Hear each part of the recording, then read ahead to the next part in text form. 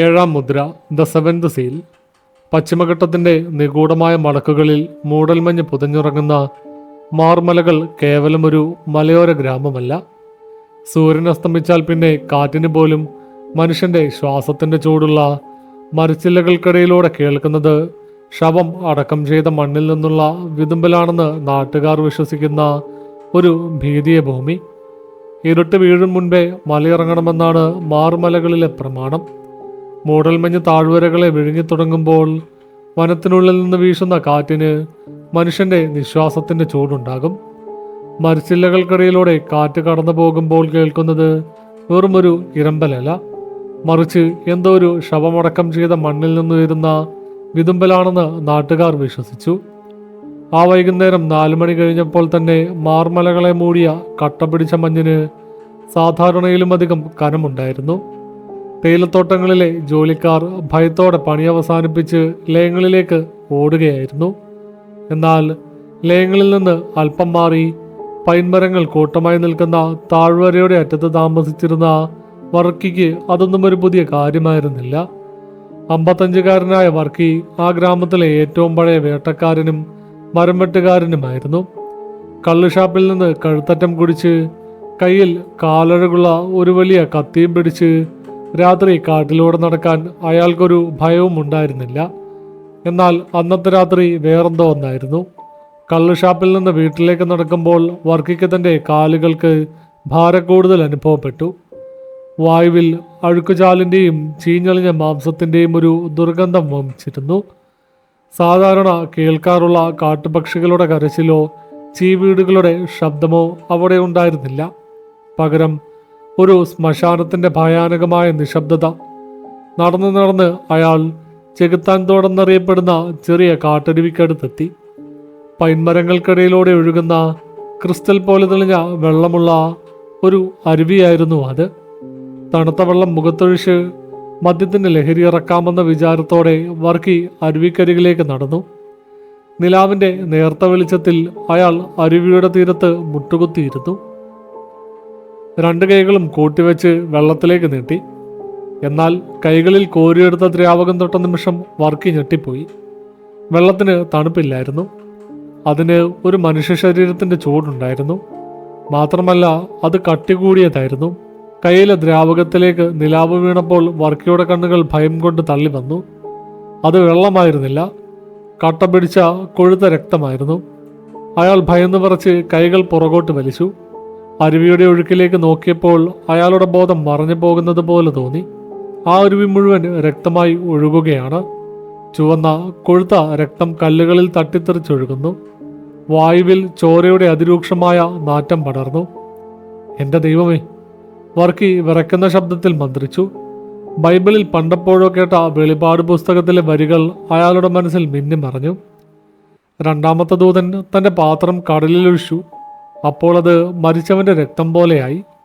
അരുവികളും ഉറവുകളും രക്തമായി മാറി. പെട്ടെന്ന് ആ രക്തക്കടലിന് നടുവിൽ നിന്ന് ഒരു ശബ്ദം കേട്ടു, വെള്ളം ചിതറുന്ന ശബ്ദം. വർക്കി ടോർച്ചെടുത്ത് അരുവിയുടെ നടുവിലേക്ക് അടിച്ചു. മൂടൽമഞ്ഞിനെ തുളച്ചുപോയ വെളിച്ചത്തിൽ അയാൾ ആ കാഴ്ച കണ്ടു. അരുവിയുടെ നടുവിൽ മൂടൽമഞ്ഞിന് ഇടയിലൂടെ ഒരാൾ നിൽക്കുന്നു.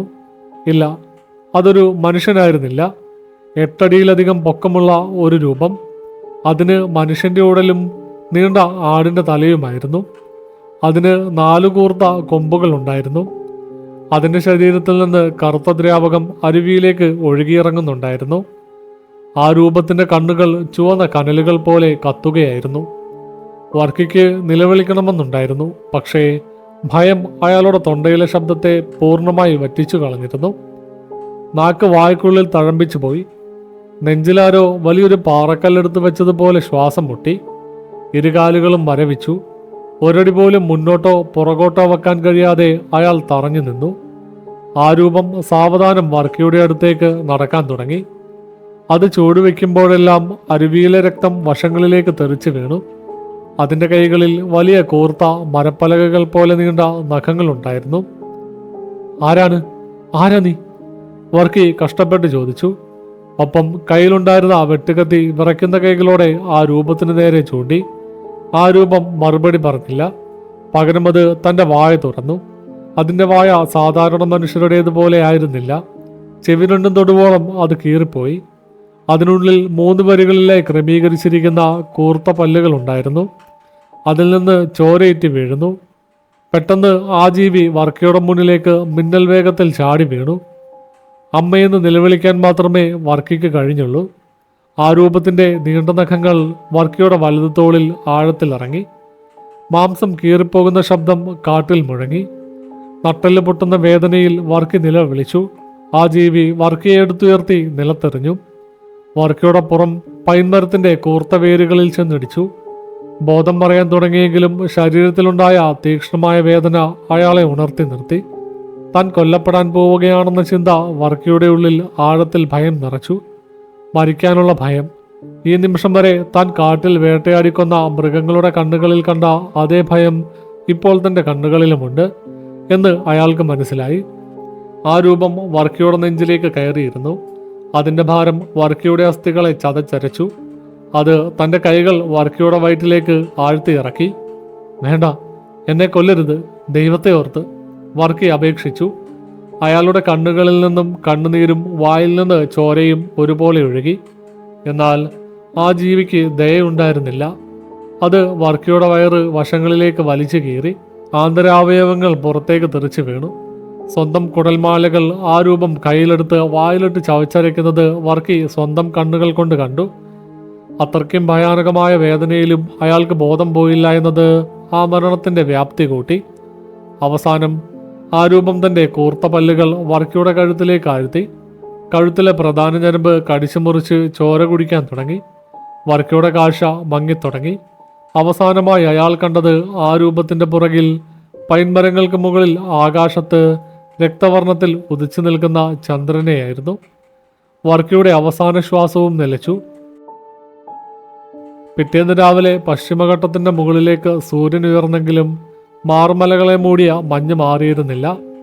സെന്റ് മേരീസ് പള്ളിയിലെ പുതിയ വികാരിയായി തലേദിവസം രാത്രി എത്തിയ ഫാദർ ഇമ്മാനുവൽ പള്ളിയുടെ മുന്നിലെ വലിയ കുരിശിനു മുന്നിൽ പ്രാർത്ഥിക്കുകയായിരുന്നു.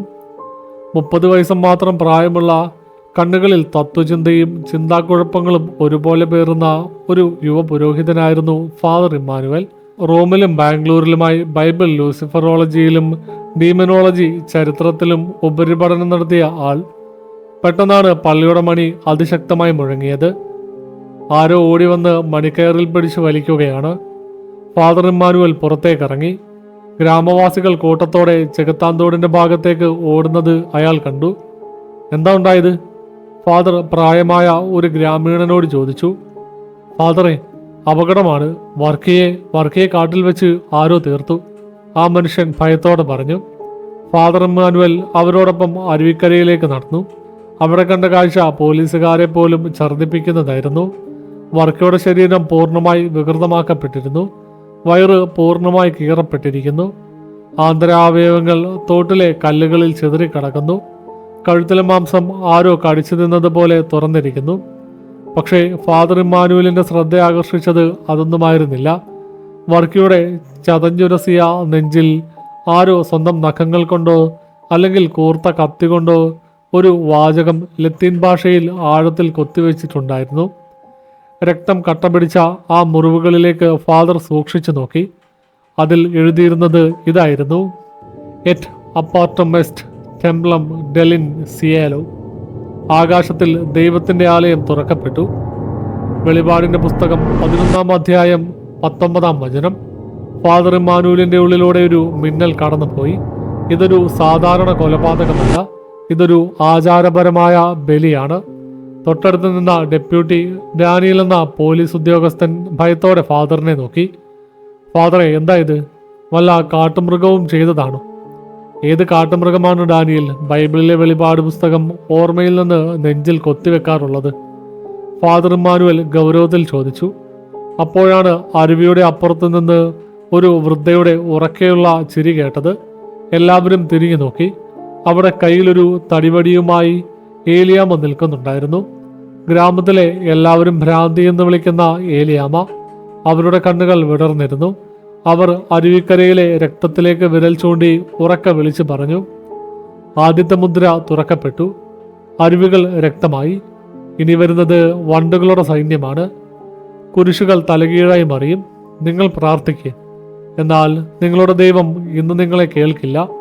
ഏലിയാമ്മയുടെ ആ വാക്കുകൾ കേട്ട് അവിടെ നിന്ന ഗ്രാമീണരുടെ ഉള്ളിൽ ഭയത്തിന്റെ വിത്തുകൾ വീണു. ഫാദർ ഇമ്മാനുവൽ ആകാശത്തേക്ക് നോക്കി. മൂടൽമഞ്ഞിന് മീതെ കറുത്ത കാക്കകളുടെ ഒരു വലിയ കൂട്ടം വട്ടമിട്ട് പറക്കുന്നുണ്ടായിരുന്നു. മാർമലകളിൽ അമാനുഷികവും ഭയാനകവുമായ എന്തോ ഒന്ന് ഉണർന്നു കഴിഞ്ഞിരുന്നു. ചെകുത്താൻ തോട്ടിലെ രക്തച്ചോലയും വർക്കിയുടെ വികൃതമായ ശവവും മാർമലകളെ ഭീതിയോടെ കൊടുമുടിയിലാക്കി. നേരം പുലർന്നിട്ടും ഗ്രാമത്തിലെ ഒരു കട പോലും തുറന്നില്ല. തേയിലക്കാടുകളിൽ ജോലിക്കിറങ്ങേണ്ട തൊഴിലാളികൾ ലയങ്ങൾക്കുള്ളിൽ പൂട്ടിയിരുന്നു. കാറ്റടിക്കുമ്പോൾ വാതിലുകൾ മുട്ടുന്ന ശബ്ദത്തിൽ പോലും അവർ മരണത്തിന്റെ നിഴൽ കണ്ടു. പള്ളിമേടയിലെ തണുത്ത മുറിയിലിരുന്ന് ഫാദർ ഇമ്മാനുവൽ തോളിലെ അങ്കി ശരിയാക്കി. അയാളുടെ മേശപ്പുറത്ത് പഴയ ലത്തീൻ ബൈബിളും മാർമലകളുടെ ചരിത്രം എഴുതിയ ചോർന്ന താളുകളുമുള്ള പുസ്തകവും തുറന്നു വെച്ചിട്ടുണ്ടായിരുന്നു. മുറിയിലെ തടിവാതിലിൽ ശക്തമായ മുട്ടുകേട്ട് തുറന്നപ്പോൾ മുന്നിൽ നിൽക്കുന്നത് ഡെപ്യൂട്ടി ഡാനിയലാണ്. അയാളുടെ കൺതടങ്ങൾ കറുത്തിരുണ്ടിരുന്നു. ഉറക്കമില്ലാത്ത രാത്രിയുടെയും മനസ്സിൽ പടർന്ന ഭയത്തിന്റെയും ലക്ഷണങ്ങൾ ആ പോലീസുകാരന്റെ മുഖത്തുണ്ടായിരുന്നു. ഫാദറെ, ഡാനിയൽ അകത്തേക്ക് കയറി കസാരയിലേക്ക് തളർന്നിരുന്നു. വർക്കിയുടെ പോസ്റ്റ്മോർട്ടം റിപ്പോർട്ട് വന്നു. വനം വകുപ്പുകാർ പറയുന്നത് ഏതെങ്കിലും ക്രൂരനായ പുള്ളിപ്പുലിയോ കാട്ടുപോത്തോ ആകാം ആക്രമിച്ചതെന്നാണ്. പക്ഷേ നിങ്ങളത് വിശ്വസിക്കുന്നില്ല അല്ലേ ഡാനിയൽ? ഫാദർ ഇമ്മാനുവൽ ശാന്തനായി ചോദിച്ചു. ഇല്ല, ഡാനിയൽ ശബ്ദം താഴ്ത്തി. ഏത് മൃഗമാണ് കിരിയുടെ നെഞ്ചിൽ തുല്യാഴത്തിൽ ലത്തീനക്ഷരങ്ങൾ കൊത്തിവെക്കുന്നത്? പോസ്റ്റ്മോർട്ടം ചെയ്ത ഡോക്ടർ പറയുന്നത് വർക്കിയുടെ നെഞ്ചിൽ ആ മുറിവുകൾ അയാൾ ജീവനോടെ ഇരിക്കുമ്പോൾ തന്നെ ഉണ്ടാക്കിയതാണെന്നാണ്. അയാൾ ആ വേദന മുഴുവൻ അനുഭവിച്ചാണ് മരിച്ചത്. ഫാദറെ, മാർമലകളിൽ എന്തോ നടക്കുന്നുണ്ട്. എനിക്ക് പേടിയാകുന്നു. ഫാദർ ഇമ്മാനുവൽ മേശപ്പുറത്തിരുന്ന ലത്തീൻ ബൈബിളിലേക്ക് വിരൽ ചൂണ്ടി. വെളിപാട് പുസ്തകം 8-ാം അധ്യായം 7-ാം വചനം. ഒന്നാമത്തെ ദൂതൻ കാഹളമൂതി. അപ്പോൾ രക്തം കലർന്ന കല്ലുമഴയും തീയുമുണ്ടായി. അവ ഭൂമിയിൽ വീണു. വർക്കിയുടെ മരണം ഒരു തുടക്കം മാത്രമാണ് ഡാനിയൽ. ഏലിയാമ്മ ഇന്നലെ പറഞ്ഞത് നിങ്ങൾ ഓർക്കുന്നുണ്ടോ? അടുത്തത് വണ്ടുകളുടെ സൈന്യമാണ്. നിങ്ങളും ആ ഭ്രാന്തിയുടെ വാക്ക് വിശ്വസിക്കുകയാണോ ഫാദറെ? ഡാനിയൽ സംശയത്തോടെ ചോദിച്ചു. ഞാൻ അന്ധവിശ്വാസത്തിൽ വിശ്വസിക്കുന്ന ആളല്ല ഡാനിയൽ. പക്ഷേ ഈ ഗ്രാമത്തിന്റെ അടിത്തട്ടിൽ പൊതിഞ്ഞു കിടക്കുന്ന എന്തോന്ന് ആരെങ്കിലും ഉണർത്തിയെടുത്തിട്ടുണ്ടെങ്കിൽ അത് തിന്മയുടെ ഏറ്റവും വലിയ രൂപമായിരിക്കും. ഉച്ച കഴിഞ്ഞതോടെ ആകാശത്തിന്റെ നിറം മാറി. സാധാരണയുള്ള വെളുത്ത മൂടൽമഞ്ഞിന് പകരം ആകാശത്ത് കറുപ്പും പുകനിറവും കലർന്ന കനത്ത മേഘങ്ങൾ കൂട്ടം കൂടി. അന്തരീക്ഷത്തിൽ അസഹ്യമായ ചൂടും പുകച്ചിലും അനുഭവപ്പെട്ടു. ഗ്രാമത്തിലെ ഏറ്റവും സമ്പന്നനും തോട്ടമുടമയുമായ വർഗീസ് മുതലാളിയുടെ ബംഗ്ലാവ് പൈൻകാടുകൾക്ക് നടുവിലാണ് സ്ഥിതി ചെയ്യുന്നത്. ഗ്രാമീണരെ ചൂഷണം ചെയ്തും പാവപ്പെട്ടവരുടെ ഭൂമി തട്ടിയെടുത്തുമാണ് വർഗീസ് തന്റെ സാമ്രാജ്യം പണിതുയർത്തിയത്. വർക്കിയുടെ മരണവാർത്ത കേട്ടപ്പോൾ വർഗീസിന് ഭയമൊന്നും തോന്നിയിരുന്നില്ല. തന്റെ ആഡംബര ബംഗ്ലാവിനുള്ളിൽ വിദേശമദ്യവും വലിച്ച് അയാൾ ഡബിൾ ബാരൽ തോക്കും കയ്യിൽ വെച്ച് ഇരിക്കുകയായിരുന്നു. ഏതോ കാട്ടുവാസി ചെയ്ത് കൂട്ടിയതാകും. ആ പോലീസുകാർക്ക് ഒരു വിവരവുമില്ല, വർഗീസ് തന്റെ സഹായിയായ കുര്യനോട് പറഞ്ഞു. പക്ഷേ വൈകുന്നേരം 5 മണിയോടെ ബംഗ്ലാവിന് ചുറ്റുമുള്ള കാട്ടിൽ നിന്ന് വിചിത്രമായ ഒരു ഇരമ്പൽ ശബ്ദം ഉയരാൻ തുടങ്ങി. ലക്ഷക്കണക്കിന് ചിറകുകൾ ഒരുമിച്ച് കൂട്ടിയടിക്കുന്നത് പോലെയുള്ള ഒരു ഭയാനകമായ ശബ്ദം. വർഗീസ് ജനലിലൂടെ പുറത്തേക്ക് നോക്കി. അയാളുടെ കണ്ണുകൾ തള്ളി വന്നു.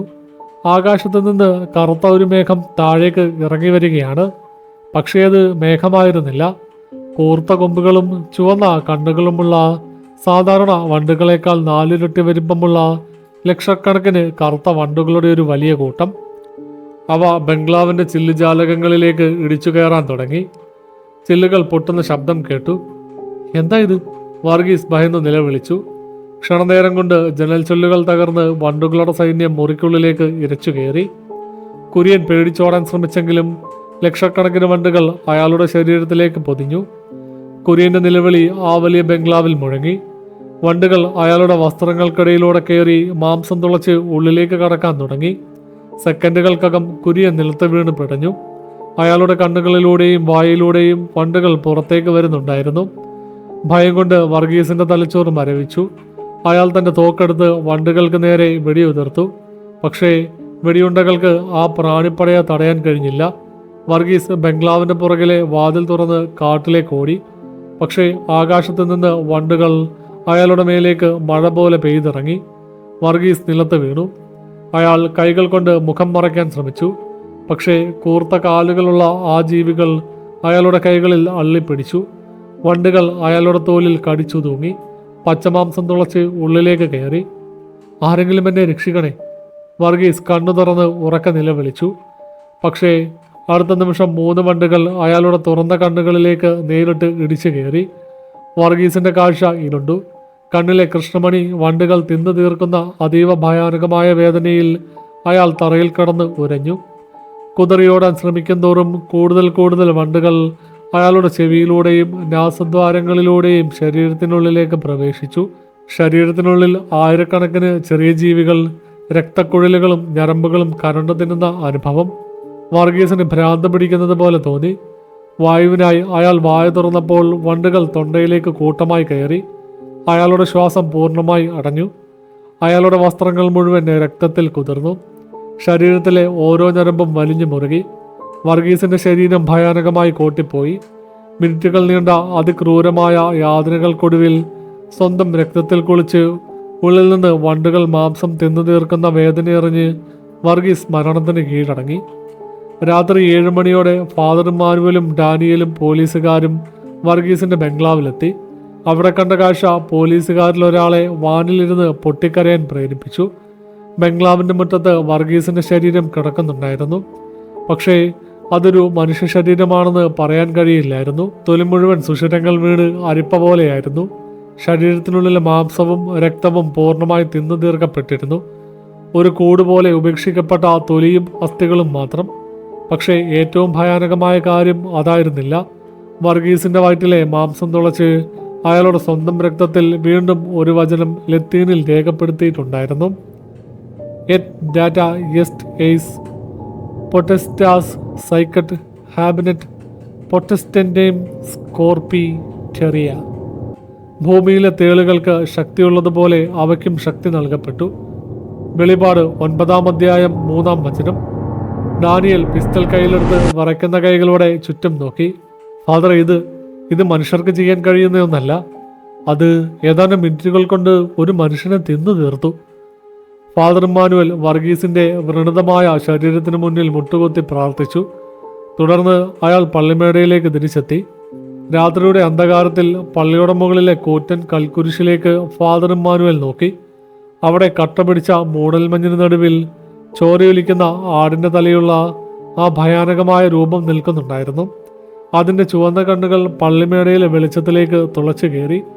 ഫാദറിന്റെ നെഞ്ചിലൂടെ ഒരു തണുത്ത തരംഗം കടന്നുപോയി. അയാൾ മനസ്സിലാക്കി, ഇത് വെറുമൊരു കൾട്ടിന്റെ പ്രവർത്തനമല്ല. ഭൂമിയിലെ മനുഷ്യരുടെ ഭയത്തെയും പാപങ്ങളെയും തിന്നു വളരുന്ന എന്തോ ഒരു പുരാതന തിന്മ പൂർണ്ണമായും അഴിച്ചുവിടപ്പെട്ടിരിക്കുന്നു. വെളിപാടിലെ 2-ാമത്തെ മുദ്രയും തുറക്കപ്പെട്ടു. വർഗീസ് മുതലാളിയുടെ അതിഭീകരമായ മരണം മാർമലകളിലെ ആളുകൾക്കിടയിൽ പടർത്തിയത് കടുത്ത ഭ്രാന്തിന്റെ അന്തരീക്ഷമായിരുന്നു. 2 ദിവസം കൊണ്ട് വീടുകളിൽ നിന്നും ആരും പുറത്തിറങ്ങാതെയായി. പൂട്ടിയിട്ട വാതിലുകൾക്ക് പിന്നിലിരുന്ന് ആളുകൾ യാമപ്രാർത്ഥനകൾ മന്ത്രിച്ചു. എന്നാൽ തങ്ങളുടെ പ്രാർത്ഥനകൾ കൽപ്പള്ളിയുടെ മുകളിലെ കുരിശ് കടന്ന് മുകളിലേക്ക് പോകുന്നില്ലെന്ന് അവർക്ക് തോന്നിത്തുടങ്ങി. അന്ന് ഞായറാഴ്ചയായിരുന്നു. കട്ട പിടിച്ച കറുത്ത മൂടൽമഞ്ഞ് പള്ളിയുടെ മണികൂടത്തെ പോലും വിഴുങ്ങിയിരുന്നു. ഗ്രാമത്തിലെ ജനങ്ങൾ ഭയന്നാണെങ്കിലും പ്രാർത്ഥനയ്ക്കായി സെന്റ് മേരീസ് പള്ളിയിലേക്ക് കൂട്ടമായി എത്തി. തങ്ങളെ ഈ ദുരന്തത്തിൽ നിന്ന് രക്ഷിക്കാൻ ദൈവത്തിന് മാത്രമേ കഴിയൂ എന്ന് അവർ വിശ്വസിച്ചു. പള്ളിയുടെ അൾത്താരയിൽ വിശുദ്ധ കുർബാന അർപ്പിക്കാൻ ഫാദർ മാനുവൽ ഒരുങ്ങുകയായിരുന്നു. അയാളുടെ മനസ്സ് അസ്വസ്ഥമായിരുന്നു. തലേദിവസം രാത്രി പള്ളിക്ക് മുകളിൽ കണ്ട ആ വിചിത്ര രൂപത്തിന്റെ ഓർമ്മ അയാളുടെ നാഡീഞരമ്പുകളെ തളർത്തി. അതിനിടെ പള്ളിയുടെ മുന്നിലെ നിരയിലിരുന്നിരുന്ന സാമുവൽ എന്ന 60കാരനായ പള്ളിക്കൈക്കാരന്റെ ശരീരം വിറയ്ക്കാൻ തുടങ്ങി. ഗ്രാമത്തിലെ എല്ലാവർക്കും അറിയാവുന്ന വളരെ പവിത്രമായി ജീവിക്കുന്ന ഒരു വ്യക്തിയായിരുന്നു സാമുവൽ. പക്ഷേ കഴിഞ്ഞ കുറച്ച് ദിവസങ്ങളായി അയാൾ വിചിത്രമായ സ്വപ്നങ്ങൾ കണ്ട് ഞെട്ടി ഉണരാറുണ്ടായിരുന്നു. വിശുദ്ധ കുർബാനയുടെ മധ്യേ തിരുവോസ്തി ഉയർത്തുന്ന നിമിഷം വന്നണഞ്ഞു. പള്ളിയിലാകെ നിശബ്ദത പടർന്നു. പെട്ടെന്ന് ആ നിശബ്ദതയെ ഭേദിച്ചുകൊണ്ട് ഒരു വിചിത്രമായ ശബ്ദം കേട്ടു. പള്ളിയുടെ കൂറ്റൻ തടിവാതിലുകൾ താനെ അടഞ്ഞു. വലിയൊരു ശബ്ദത്തോടെ പള്ളിക്കുള്ളിൽ വെളിച്ചങ്ങൾ ഓരോന്നായി അണഞ്ഞു. അൾത്താരയിലെ മെഴുകുതിരികൾ മാത്രം രക്തവർണ്ണത്തിൽ കത്താൻ തുടങ്ങി. ജനങ്ങളുടെ ഇടയിൽ നിന്ന് ഒരു കൂട്ടനിലവിളി ഉയർന്നു. സാമുവൽ ഇരുന്നിടത്തു നിന്ന് സാവധാനം എഴുന്നേറ്റു. അയാളുടെ കണ്ണുകൾ പൂർണ്ണമായി വെളുത്തു പോയിരുന്നു. കൃഷ്ണമണികൾ കാണാനില്ലായിരുന്നു. അയാളുടെ വായിൽ നിന്ന് പത വരാൻ തുടങ്ങി. സാമുവൽ തല മുകളിലേക്ക് ഉയർത്തി. മനുഷ്യൻ്റേതല്ലാത്ത ഒരു ഘോരശബ്ദത്തിൽ ലത്തീനിൽ എന്തോ അലറാൻ തുടങ്ങി. സാമുവൽ! ഫാദർ ഇമ്മാനുവൽ അൾത്താരയിൽ നിന്ന് മുന്നോട്ട് വന്നു. പക്ഷേ സാമുവൽ ഫാദറിനെ ഗൗനിച്ചില്ല. അയാൾ യാന്ത്രികമായി അസാമാന്യ വേഗതയിൽ അൾത്താരയിലേക്ക് നടന്നു കയറി. ജനങ്ങൾ ഭയന്ന് പുറകോട്ട് മാറി. പോലീസുകാരനായ ഡാനിയൽ പിസ്റ്റൽ ഊരിപ്പിടിച്ചുകൊണ്ട് സാമുവലിന് നേരെ മുന്നോട്ട് വന്നു. നിൽക്ക് സാമുവൽ, അവിടെ നിൽക്കാൻ! ഡാനിയൽ അലറി. പക്ഷേ സാമുവൽ അസാമാന്യമായ ശക്തിയോടെ ഡാനിയലിനെ ഒറ്റത്തള്ളിന് ദൂരേക്ക് തെറിപ്പിച്ചു. ഡാനിയൽ പള്ളിയുടെ കൽത്തൂണിൽ ചെന്നിടിച്ച് രക്തം തുപ്പി നിലത്ത് വീണു. സാമുവൽ അൾത്താരയിലുണ്ടായിരുന്ന കൂർത്ത വലിയ വെള്ളിക്കുരിശ് കയ്യിലെടുത്തു. അയാളുടെ കൈകളിൽ നിന്ന് രക്തം വരാൻ തുടങ്ങി. എങ്കിലും അയാൾ അത് കാര്യമാക്കിയില്ല. സാമുവൽ, ദൈവത്തെ ഓർത്ത് അത് താഴെയിടൂ. ഫാദർ ഇമ്മാനുവൽ ബൈബിൾ നെഞ്ചോട് ചേർത്ത് പിടിച്ച് ഉറക്കെ പ്രാർത്ഥിക്കാൻ തുടങ്ങി. നസറായനായ ഈശോ മിശിഹായുടെ നാമത്തിൽ ഞാൻ നിന്നോട് ആജ്ഞാപിക്കുന്നു. എന്നാൽ സാമുവൽ ഭയാനകമായി ചിരിച്ചു. ആ ചിരി പള്ളിയുടെ മച്ചിൽ തട്ടി പ്രതിധ്വനിച്ചു. നിന്റെ ദൈവം ഇവിടെയില്ല പുരോഹിത. അവൻ ഞങ്ങൾക്ക് വഴിമാറി തന്നു. സാമുവൽ തന്റെ സ്വന്തം ശബ്ദത്തിലല്ലാതെ ഒരുപാട് പ്രേതങ്ങൾ ഒരുമിച്ച് സംസാരിക്കുന്നത് പോലെയുള്ള ശബ്ദത്തിൽ പറഞ്ഞു. അടുത്ത നിമിഷം സാമുവൽ ആ കൂർത്ത വെള്ളിക്കുരിശിന്റെ മൂർച്ചയുള്ള അറ്റം സ്വന്തം വയറ്റിലേക്ക് ആഞ്ഞു കൊത്തിയിറക്കി. പള്ളിയിലുണ്ടായിരുന്ന സ്ത്രീകൾ കണ്ണുകൾ പൊത്തി നിലവിളിച്ചു. പക്ഷേ സാമുവൽ നിർത്തിയില്ല. അമാനുഷികമായ എന്തോ ഒരു ശക്തി അയാളെ ഭരിച്ചിരുന്നു. ആ കുരിശ് വയറ്റിൽ കുത്തിയിറക്കിയ ശേഷം അയാളത് വശങ്ങളിലേക്ക് വലിച്ച് സ്വന്തം വയറ് കീറി മുറിച്ചു. രക്തം അൾത്താരയിലെ വെളുത്ത വിരിപ്പിലേക്ക് ചീറ്റിത്തെറിച്ചു. സാമുവലിന്റെ കണ്ണുകളിൽ നിന്ന് ചോരക്കണ്ണീരൊഴുകി. അയാൾ സ്വന്തം രക്തത്തിൽ കുളിച്ച് അൾത്താരയിൽ മുട്ടുകുത്തി. ഭയാനകമായ വേദനയിൽ അയാളുടെ ശരീരം നിറച്ചു. പക്ഷേ അയാൾ കരഞ്ഞില്ല. പകരം അയാൾ ഭ്രാന്തമായി ചിരിച്ചുകൊണ്ട് തൻ്റെ ആന്തരാവയവങ്ങൾ പുറത്തേക്ക് വലിച്ച് അൾത്താരയിൽ തിരുവോസ്തി വെക്കുന്ന പാത്രത്തിലേക്ക് വെച്ചു കൊടുത്തു. തൻ്റെ ജീവിതത്തിൽ ഒരൊറ്റ മനുഷ്യനും അനുഭവിച്ചിട്ടില്ലാത്തത്രയും ഭീകരമായ വേദനയിൽ സാമുവൽ പിടഞ്ഞു. അയാൾ ഫാദർ ഇമ്മാനുവലിൻ്റെ മുഖത്തേക്ക് നോക്കി. അയാളുടെ കാഴ്ച മങ്ങിത്തുടങ്ങി. അവസാന ശ്വാസത്തിൽ സാമുവൽ സ്വന്തം ചോര പുരണ്ട വിരൽ കൊണ്ട് അൾത്താരയിലെ കൽത്തറയിൽ എന്തോ എഴുതി. അയാളുടെ കഴുത്ത് വശത്തേക്ക് ചെരിഞ്ഞു. അൾത്താരയിൽ രക്തത്തിൻ്റെ ഒരു വലിയ തടാകം രൂപപ്പെട്ടു.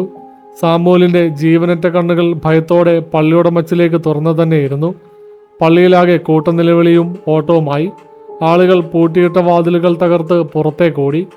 തറയിൽ വീണ് കിടന്ന ഡാനിയൽ പ്രയാസപ്പെട്ടെഴുന്നേറ്റ് അൾത്താരക്കടുത്തേക്ക് വന്നു. ഫാദർ ഇമ്മാനുവൽ തറയിൽ തളർന്നിരിക്കുകയായിരുന്നു. സാമുവൽ സ്വന്തം രക്തത്തിൽ തറയിൽ എഴുതി വെച്ച ലത്തീൻ വാക്കുകളിലേക്ക് അവർ രണ്ടുപേരും നോക്കി. എറ്റ് സാൻഗ്യൂസ് എക്സിബിറ്റ് ടൊർക്കുലാറി ഉസ്കെ ആർട്ട് ഫെർണോസ് എക്കുറം. ആലയിൽ നിന്ന് രക്തം പുറപ്പെട്ടു. അത് കുതിരകളുടെ വാറോളം ഉയർന്നു.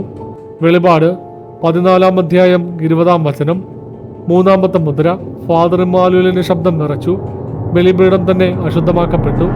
പെട്ടെന്ന് അൾത്താരയ്ക്ക് പിന്നിലെ വലിയ രൂപക്കൂട്ടിൽ മുകളിലുണ്ടായിരുന്ന ക്രിസ്തുവിന്റെ കൽപ്രതിമയുടെ കണ്ണുകളിൽ നിന്ന് രക്തമൊഴുകാൻ തുടങ്ങി. പള്ളിയുടെ പുറത്ത് മഞ്ഞിനുള്ളിൽ നിന്നും വീണ്ടും ആ വിചിത്രമായ ആടിന്റെ രൂപത്തിന്റെ അലർച്ച ഉയർന്നു. ഗ്രാമത്തെ വിഴുങ്ങാൻ പോകുന്ന വലിയ ദുരന്തത്തിന്റെ 3-ാം ഘട്ടം അവിടെ ആരംഭിക്കുകയായിരുന്നു. അൾത്താരയിൽ വെച്ച് സാമുവൽ നടത്തിയ ഭയാനകമായ ആത്മഹൂതിക്ക് ശേഷം മാർമലകൾ പൂർണ്ണമായും നിശ്ചലമായി. ദൈവാലയം പോലും സുരക്ഷിതമല്ലെന്ന ബോധം ഗ്രാമീണരിലെ അവസാന പ്രതീക്ഷയും തല്ലിക്കെടുത്തി. വീടുകളിൽ നിന്ന് പുറത്തിറങ്ങാൻ പോലും ആളുകൾ ഭയന്നു. റോഡുകൾ വിജനമായി. കടകൾ അടഞ്ഞു കിടന്നു. ഗ്രാമത്തിലെ ഏക ആശ്വാസമായ പള്ളിയുടെ മണി പോലും പിന്നീട് മുഴങ്ങിയിട്ടില്ല. അന്ന് രാത്രി പള്ളിമേടയിലെ മുറിയിൽ ഫാദർ ഇമ്മാനുവൽ പഴയ പുസ്തകങ്ങൾക്കിടയിൽ തിടുക്കത്തിൽ തിരച്ചിൽ നടത്തുകയായിരുന്നു. മുറിയിൽ വീശിയടിച്ച തണുത്ത കാറ്റിൽ മെഴുകുതിരിനാളങ്ങൾ വിറച്ചു. ഫാദറെ, നമുക്കിത് പോലീസിന്റെ ഉയർന്ന ഉദ്യോഗസ്ഥരെ അറിയിച്ചൂടെ? ജനലിലൂടെ പുറത്തേക്ക് ഭയത്തോടെ നോക്കിക്കൊണ്ട് ഡെപ്യൂട്ടി ഡാനിയൽ ചോദിച്ചു. ഇവിടെ നടക്കുന്നത് എന്താണെന്ന് ആർക്കും ഒരു പിടുത്തവുമില്ല. ഇത് വെറുമൊരു ക്രമസമാധാന പ്രശ്നമല്ല ഡാനിയൽ. ഫാദർ ഇമ്മാനുവൽ തോളിലെ കുരിശിൽ കൈവച്ചുകൊണ്ട് പറഞ്ഞു. ഇത് വെളിപാട് പുസ്തകത്തിലെ പ്രവചനങ്ങളുടെ ഭയാനകമായ പുനരാവിഷ്കരണമാണ്. സാമൂലിന്റെ രക്തം അൾത്താരയിൽ വീണത് വെറുതെയല്ല. 3 മരണങ്ങൾ, 3 മുദ്രകൾ. ഇതിനു പിന്നിൽ മനുഷ്യന്റെ ബുദ്ധിയുമുണ്ട്. അതോടൊപ്പം അതിനേക്കാൾ ക്രൂരമായ എന്തോ അമാനുഷിക ശക്തിയുമുണ്ട്. അപ്പോൾ അടുത്തതാരാണ് ഫാദറെ? ഡാനിയലിന്റെ ശബ്ദത്തിൽ വിറയൽ പടർന്നു. അടുത്ത മുദ്ര, അത് 4ാമത്തെ കാഹളത്തിന്റെ ലക്ഷണമാണ്. സൂര്യന്റെയും ചന്ദ്രന്റെയും 1/3 ഇരുണ്ടു പോകും.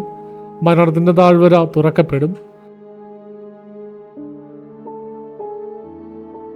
മാർമലകളിൽ തോട്ടം തൊഴിലാളികൾക്ക് ശമ്പളം നൽകുന്നതും പലിശയ്ക്ക് പണം കൊടുക്കുന്നതുമായ വലിയൊരു മനുഷ്യനുണ്ടായിരുന്നു, കൊച്ചൗസേപ്പ്.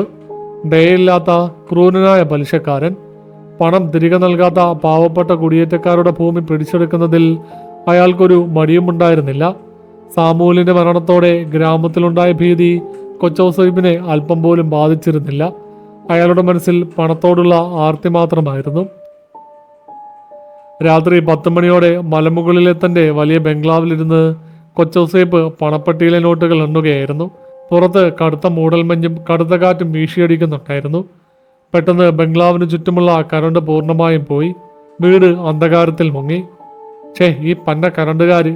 കൊച്ചൗസേപ്പ് ശാപവാക്കുകൾ പറഞ്ഞുകൊണ്ട് മേശപ്പുറത്തിരുന്ന വലിയ മണ്ണെണ്ണ വിളക്ക് കത്തിച്ചു. അപ്പോഴാണ് താഴ്ത്ത നിലയിൽ നിന്ന് ഒരു ശബ്ദം കേട്ടത്. തടിപ്പറവുകളിലൂടെ ആരോ മുകളിലേക്ക് നടന്നു വരുന്ന ശബ്ദം. ചെളിപുരണ്ട പാദങ്ങളുടെ ശബ്ദം. ആരാത്? കുര്യാക്കോസെ, നീയാണോ? കൊച്ചൗസേപ്പ് തന്റെ അടുത്തുണ്ടായിരുന്ന വലിയ നാടൻ തോക്കെടുത്ത് തയ്യാറാക്കി നിർത്തി. ഇങ്ങോട്ട് വന്നാൽ ഞാൻ വെടിവെച്ചിടും, പറഞ്ഞേക്കാം. പക്ഷേ പ്രതികരണമൊന്നും ഉണ്ടായില്ല. അടിവെപ്പുകൾ കൂടുതൽ അടുത്തേക്ക് വന്നുകൊണ്ടിരുന്നു. വായുവിൽ അഴുക്കുചാലിന്റെയും ചീഞ്ഞളിഞ്ഞ ചോരയുടെയും സഹിക്കാനാവാത്ത നാറ്റം പടർന്നു. വിളക്കിന്റെ മഞ്ഞ വെളിച്ചം വശങ്ങളിലേക്ക് ആടി ഉലഞ്ഞു. പെട്ടെന്ന് മുറിയുടെ വാതിൽ താനെ തുറന്നു. കൊച്ചൗസേപ്പ് തോക്ക് വാതിലിന് നേരെ ചൂണ്ടി. എന്നാൽ വാതിൽക്കൽ ആരുമുണ്ടായിരുന്നില്ല. കൊച്ചൗസേപ്പ് ആശ്വാസത്തോടെ നെടുവീർപ്പിടാൻ തുടങ്ങിയ നിമിഷം അയാളുടെ പുറകിലൊരു തണുത്ത നിശ്വാസം അനുഭവപ്പെട്ടു. ഒരു മനുഷ്യന്റെ നിശ്വാസമല്ല, അതിന് കരിഞ്ഞ മാംസത്തിന്റെ നാറ്റമുണ്ടായിരുന്നു. അയാൾ വിറയ്ക്കുന്ന കഴുത്തോടെ പുറകോട്ട് തിരിഞ്ഞു നോക്കി. അയാളോട് തൊട്ടു പിന്നിൽ മച്ചോളം പൊക്കമുള്ള ആ ഭയാനക രൂപം നിൽക്കുന്നുണ്ടായിരുന്നു. ആടിന്റെ തലയുള്ള 4 കൂർത്ത കൊമ്പുകളുള്ള ആ രൂപം, അതിന്റെ കണ്ണുകളിൽ നിന്ന് കനലുകൾ കത്തുന്നുണ്ടായിരുന്നു. ദൈവമേ! കൊച്ചൗസേപ്പ് ഭയം കൊണ്ട് നിലവിളിച്ചു. അയാൾ തിരിഞ്ഞു നോക്കാതെ തോക്കിന്റെ ട്രിഗർ വലിച്ചു. വലിയ ശബ്ദത്തോടെ വെടിയുണ്ട ആ രൂപത്തിന്റെ നെഞ്ചിലേക്ക് തുളച്ചു കയറി. പക്ഷേ ആ ജീവിക്ക് ഒന്നും സംഭവിച്ചില്ല. അത് ഭയാനകമായി പൊട്ടിച്ചിരിച്ചു. ആ ചിരി കൊച്ചൗസേപ്പിന്റെ കാത് തുളച്ചു. ആ രൂപം തന്റെ കറുത്ത നീണ്ട വിരലുകൾ കൊണ്ട് കൊച്ചൗസേപ്പിന്റെ കഴുത്തിൽ പിടിച്ചെടുത്തു. കൊച്ചൗസേപ്പിന്റെ കൂറ്റൻ ശരീരം വായുവിൽ ഉയർന്നു പൊങ്ങി. അയാളുടെ ശ്വാസം മുട്ടി. കാലുകൾ വായുവിലിട്ടടിച്ചെങ്കിലും ആ അമാനുഷിക ശക്തിക്ക് മുന്നിൽ അയാൾക്കൊന്നും ചെയ്യാൻ കഴിഞ്ഞില്ല. ആ രൂപം കൊച്ചൗസേപ്പിനെ അടുത്തുള്ള വലിയ തടിമേശയിലേക്ക് ശക്തിയായി എറിഞ്ഞു. വലിയ ശബ്ദത്തോടെ മേശ തകർന്ന് തരിപ്പണമായി. കൊച്ചൗസേപ്പിന്റെ നട്ടെല്ല് പൊട്ടിപ്പോയി. എന്നെ കൊല്ലരുത്, ഞാൻ പണം എത്ര വേണമെങ്കിലും തരാം. കൊച്ചൗസേപ്പ് തറയിൽ കിടന്ന് ചോര തുപ്പിക്കൊണ്ട് അപേക്ഷിച്ചു. അയാളുടെ കണ്ണുകളിൽ മരണത്തിന്റെ അതിതീവ്രമായ ഭീതി നിഴലിച്ചിരുന്നു. പക്ഷേ ആ രൂപത്തിന് ദയുണ്ടായിരുന്നില്ല. അത് താഴേക്ക് കുനിഞ്ഞ് കൊച്ചൗസേപ്പിന്റെ ഇരുകാലുകളിലും ചുറ്റിപ്പിടിച്ചു. എന്നിട്ട് അതീവ ക്രൂരമായി കൊച്ചൗസേപ്പിന്റെ ഇരുകാലുകളും 2 വശങ്ങളിലേക്ക് ശക്തിയായി വലിച്ചു കയറാൻ തുടങ്ങി. കൊച്ചൗസേപ്പിന്റെ നിലവിളി ആ മലനിരകളെ വിറപ്പിച്ചു. മനുഷ്യന്റെ മാംസവും അസ്ഥികളും പേശികളും പച്ചയായി കീറിപ്പോകുന്ന ശബ്ദം ആ മുറിയിൽ മുഴങ്ങി. കൊച്ചൗസേപ്പിന്റെ നട്ടെല്ലിന്റെ താഴത്തെ ഭാഗം പിളർന്നു മാറി. രക്തം ഒരു അരുവി പോലെ ചുവരുകളിലേക്കും മച്ചിലേക്കും ചീറ്റിത്തെറിച്ചു. അയാൾക്ക് ബോധം കെടാൻ പോലും ആ ജീവി അനുവാദം നൽകിയില്ല. ആ അമാനുഷിക ശക്തി അയാളുടെ നാഡീഞരമ്പുകളിൽ ഭീകരമായ വേദനയുടെ തരംഗങ്ങൾ പായിച്ചുകൊണ്ടിരുന്നു. സ്വന്തം ശരീരം 2ആയി പിളർന്നു മാറുന്ന ഭയാനകമായ വേദനയിൽ കൊച്ചൗസേപ്പിന്റെ കണ്ണുകൾ പിളർന്നു പോയി. വായിൽ നിന്ന് ചോരക്കട്ടകൾ പുറത്തേക്ക് വന്നു. ആ രൂപം കൊച്ചൗസേപ്പിന്റെ അരക്കെട്ടിന് താഴോട്ടുള്ള ഭാഗം പൂർണ്ണമായി വലിച്ചൂരി. ആന്തരാവയവങ്ങൾ തറയിലേക്ക് ചിതറിത്തെറിച്ചു. കൊച്ചൗസേപ്പിന്റെ പകുതി ശരീരം മാത്രം തറയിൽ കിടന്ന് പിടഞ്ഞു. അവസാനം ആ രൂപം തന്റെ കൂർത്ത കൊമ്പുകൾ കൊച്ചൗസേപ്പിന്റെ നെഞ്ചിലേക്ക് ആഴ്ത്തിയിറക്കി. അയാളുടെ ഹൃദയം തുളച്ചെടുത്തു. കൊച്ചൗസേപ്പിന്റെ ജീവനറ്റ പകുതി ശരീരം കട്ട പിടിച്ച രക്തത്തിൽ കടന്നു. പിറ്റേന്ന് രാവിലെ കൊച്ചൗസേപ്പിന്റെ ബംഗ്ലാവിലെത്തിയ ഡാനിയലും ഫാദറും മാനുവലും കണ്ട കാഴ്ച ഏതൊരു മനുഷ്യൻ്റെയും തലച്ചോറിൻ്റെ സമനില തെറ്റിക്കാൻ പോകുന്നതായിരുന്നു. മുറിയിലാകെ രക്തം കുളിച്ചു കിടക്കുന്നു. കൊച്ചൗസേപ്പിൻ്റെ ശരീരം 2 കഷ്ണങ്ങളാക്കി മുറിയിലെ 2 മൂലകളിൽ ഉപേക്ഷിച്ചിരിക്കുന്നു. ചുവരുകളിൽ രക്തം കൊണ്ട് ഒരു വലിയ കുരിശ് തലകീഴായി വരച്ചിട്ടുണ്ടായിരുന്നു. അതിനു താഴെ വെളിപാട് പുസ്തകത്തിലെ 4-ാമത്തെ ഭയാനകമായ വചനം രേഖപ്പെടുത്തിയിരുന്നു. എറ്റ് എക്സി എക്കൂസ് ഫാലുഡസ് എറ്റ് ക്വി സെബേദാത്ത് സൂപ്പർ ഇയും നൊമേൻ ഇല്ലീമോസ്.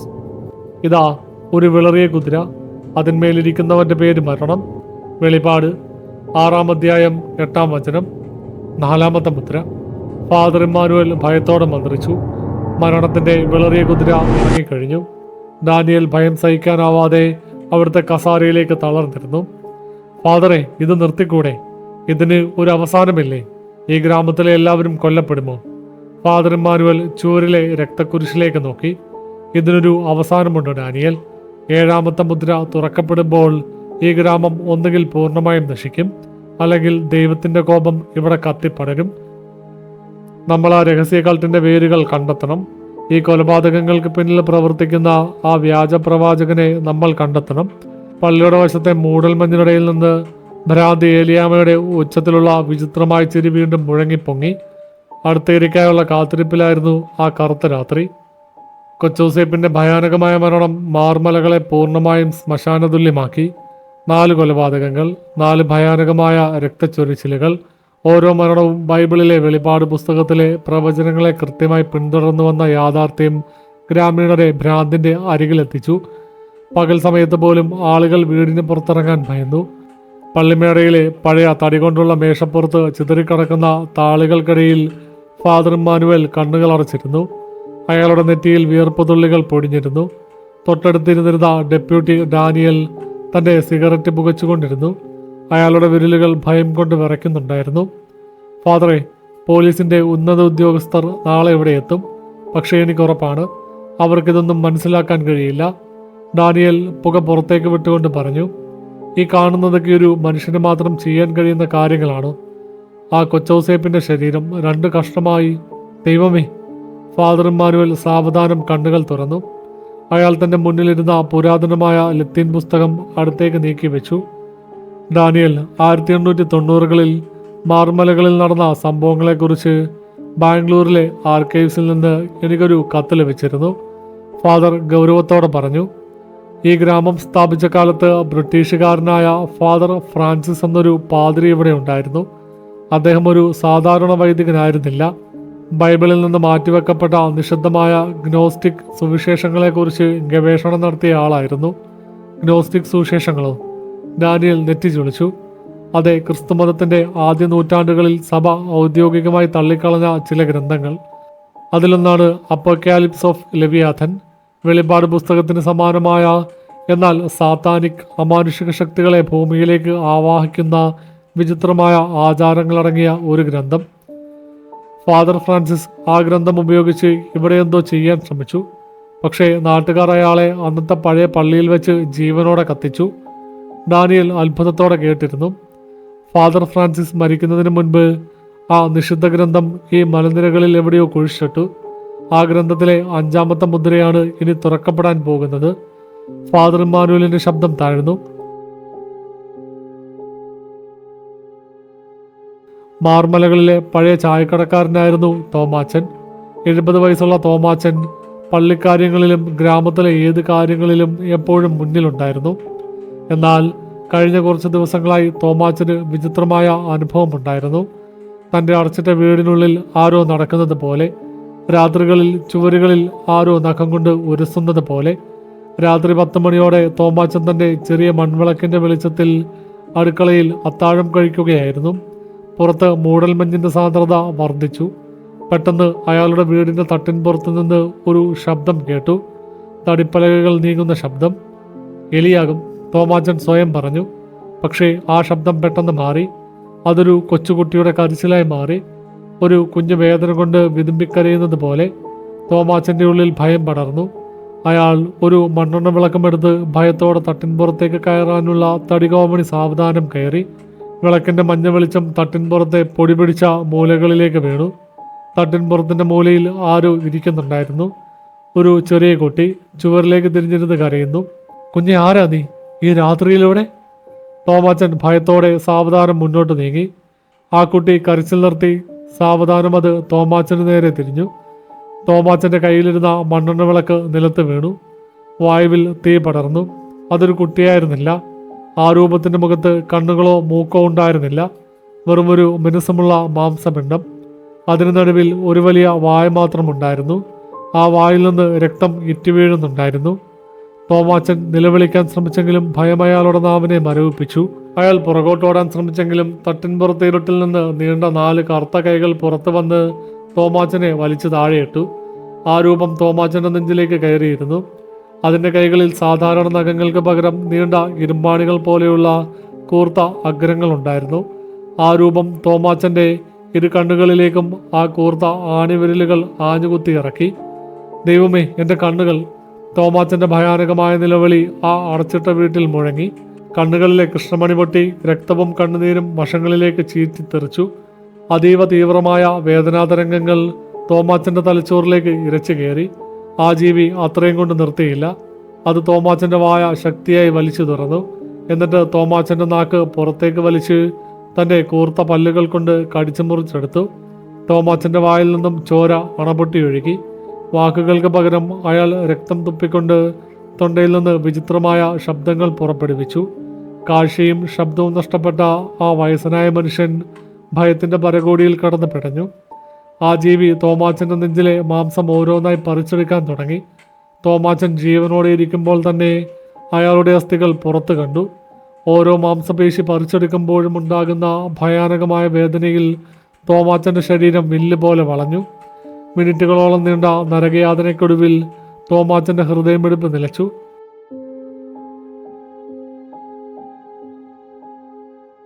അതിരാവിലെ തോമാച്ചൻ്റെ അടഞ്ഞുകിടന്ന വീടിൻ്റെ വാതിൽ തകർത്ത് അകത്ത് കയറിയ ഡാനിയലും ഫാദർ ഇമ്മാനുവലും കണ്ടത് ക്രൂരതയുടെ മറ്റൊരു ഭയാനകമായ അധ്യായമായിരുന്നു. തോമാച്ചൻ തട്ടിൻപുറത്തു നിന്ന് തൂങ്ങി നിൽക്കുകയായിരുന്നു. അയാളുടെ കണ്ണുകൾ കുത്തിയെടുക്കപ്പെട്ടിരുന്നു. നാക്ക് മുറിച്ചു മാറ്റപ്പെട്ടിരുന്നു. അയാളുടെ രക്തത്തിൽ കുതിർന്ന നെഞ്ചിൽ ലത്തീനിൽ അടുത്ത വചനം എഴുതി വെച്ചിട്ടുണ്ടായിരുന്നു: എറ്റ് കം അപ്പേർസ്വിറ്റ് സിഗിലം ക്യൂണ്ടം വിഡി സബ് അൽത്താരി അനിമാസ് ഇന്റർഫെക്ടോറും. അവൻ 5ാമത്തെ മുദ്ര തുറന്നപ്പോൾ, ദൈവവചനം നിമിത്തം കൊല്ലപ്പെട്ടവരുടെ ആത്മാക്കളെ ഞാൻ ബലിപീഠത്തിന് കീഴെ കണ്ടു. വെളിപാട് 6-ാം അധ്യായം 9-ാം വാക്യം. ഡാനിയൽ ചുവരിൽ ചാരി നിലത്തേക്കിരുന്ന് പോയി. 5ാമത്തെ മുദ്രയും തുറക്കപ്പെട്ടു. ഫാദറെ, ഇനി 2 മാത്രം. ഫാദർ ഇമ്മാനുവൽ തൂങ്ങി നിൽക്കുന്ന ആ തോമാച്ചൻ്റെ മൃതദേഹത്തിലേക്ക് നോക്കി. അപ്പോഴാണ് പുറത്തു നിൽക്കുന്ന ഭ്രാന്തി ഏലിയാമയെ ഫാദർ ജനലിലൂടെ കണ്ടത്. അവർ പള്ളിക്ക് നേരെ വിരൽ ചൂണ്ടി ഉറക്കെ വിളിച്ചു പറയുകയായിരുന്നു: 6ാമത്തെ മുദ്രയിൽ സൂര്യൻ കറക്കും, രക്തചന്ദ്രൻ ഉദിക്കും, മലകൾ തകരും, നിങ്ങളുടെ രക്ഷകൻ വരാൻ സമയമായി. ഫാദർ ഇമ്മാനുവലിന് മനസ്സിലായി, അടുത്ത മുദ്ര ഈ ഗ്രാമത്തെ മുഴുവൻ വിഴുങ്ങാൻ പോകുന്ന വലിയൊരു മഹാദുരന്തമായിരിക്കും. തോമാച്ചൻ്റെ അതീവ ഭയാനകമായ മരണം മാർമലകളിലെ ജനങ്ങളുടെ മനസ്സിലുണ്ടായിരുന്ന അവസാന ധൈര്യവും ഇല്ലാതെയാക്കി. 5ാമത്തെ മുദ്രയും തുറക്കപ്പെട്ടു കഴിഞ്ഞു. ഭ്രാന്തി ഏലിയാമ പ്രവചിച്ചതുപോലെ അടുത്തത് 6ാമത്തെ മുദ്രയാണ്. പ്രകൃതി പോലും നശിച്ചു പോകുന്ന, ആകാശവും ഭൂമിയും ഒരേപോലെ ഭയന്നു വരയ്ക്കുന്ന മഹാദുരന്തം. ഉച്ചകഴിഞ്ഞതോടെ മാർമലകളുടെ അന്തരീക്ഷം വിചിത്രമായി മാറാൻ തുടങ്ങി. സൂര്യൻ ഉച്ചസ്ഥായിൽ നിൽക്കേണ്ട സമയത്ത് ആകാശത്ത് കറുത്ത ഇരുട്ട് പടർന്നു. സാധാരണയുള്ള രാത്രിയുടെ ഇരുട്ടായിരുന്നില്ല അത്. കരിപിടിച്ച കണ്ണു തുറന്നാൽ പോലും ഒന്നും കാണാൻ കഴിയാത്ത അന്ധകാരം. സാന്ദ്രമായ മൂടൽമഞ്ഞിന് രക്തത്തിന്റെ കടുംചുവപ്പ് നിറം കൈവന്നു. പള്ളിമേടയിൽ ഫാദർ ഇമ്മാനുവലും ഡെപ്യൂട്ടി ഡാനിയലും പെട്രോൾ വിളക്കിന്റെ വെളിച്ചത്തിലിരിക്കുകയായിരുന്നു. സൂര്യൻ രക്താംബരം ചാർത്തിയിരിക്കുന്നു. ഡാനിയൽ, ഫാദർ ഇമ്മാനുവൽ വെളിപാട് പുസ്തകത്തിന്റെ താളുകളിൽ വിരലോടിച്ചുകൊണ്ട് പറഞ്ഞു. വെളിപാട് 6-ാം അധ്യായം 12-ാം വചനം. അവൻ 6ാമത്തെ മുദ്ര തുറന്നപ്പോൾ വലിയൊരു ഭൂകമ്പമുണ്ടായി. സൂര്യൻ രോമവസ്ത്രം പോലെ കറുത്തു. ചന്ദ്രൻ മുഴുവൻ രക്തം പോലെയായി. പ്രകൃതിയിലെ ഈ മാറ്റങ്ങൾ വെറുമൊരു യാദൃശ്ചികതയല്ല. ആ രഹസ്യകാലത്ത് ഉദ്ദേശിച്ച ആചാരം പൂർത്തിയാകാൻ പോവുകയാണ്. ഫാദർ, എന്നാൽ പിന്നെ നമുക്ക് ആ ഏലിയാമയെ ചോദ്യം ചെയ്തൂടെ? ഡാനിയൽ തൻ്റെ പിസ്റ്റലിൽ വെടിയുണ്ടകൾ നിറച്ചുകൊണ്ട് ചോദിച്ചു. അവൾക്ക് ഇതിനെക്കുറിച്ചൊക്കെ വ്യക്തമായ അറിവുണ്ട്. ഏലിയാമ ഭ്രാന്തിയാണെന്ന് നമ്മൾ കരുതി ഡാനിയൽ.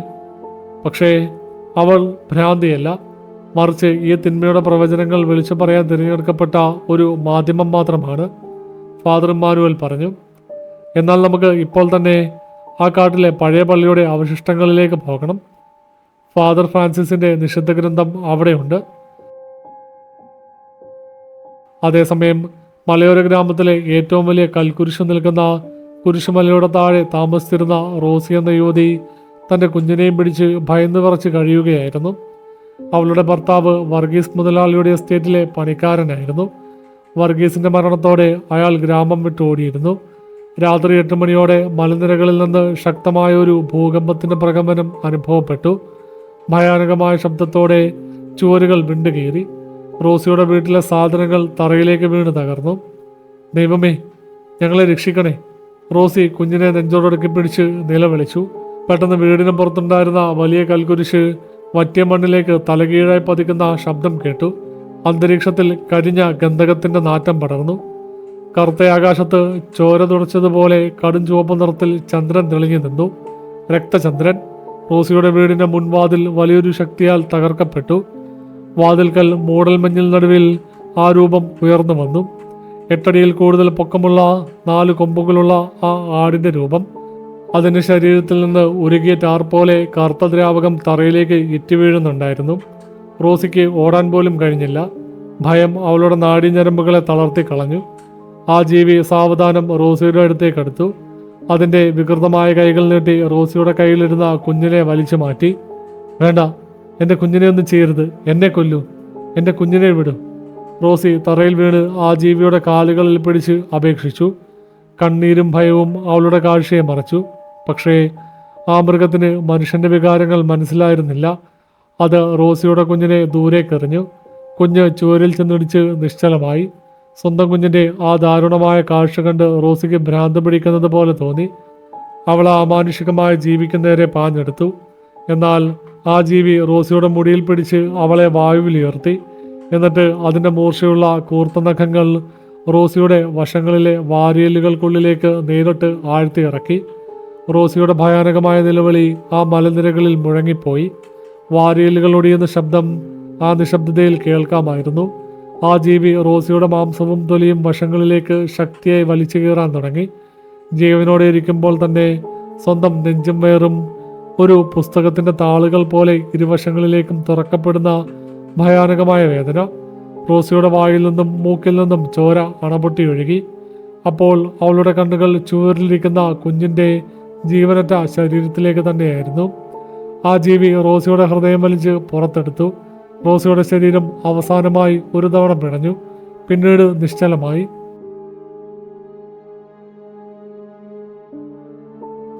ഫാദർ ഇമ്മാനുവലും ഡാനിയലും സംഭവസ്ഥലത്തെത്തുമ്പോൾ കുരിശുമലയുടെ താഴെ ഭൂമി പിളർന്ന് കറുത്ത പുകയുയരുന്നുണ്ടായിരുന്നു.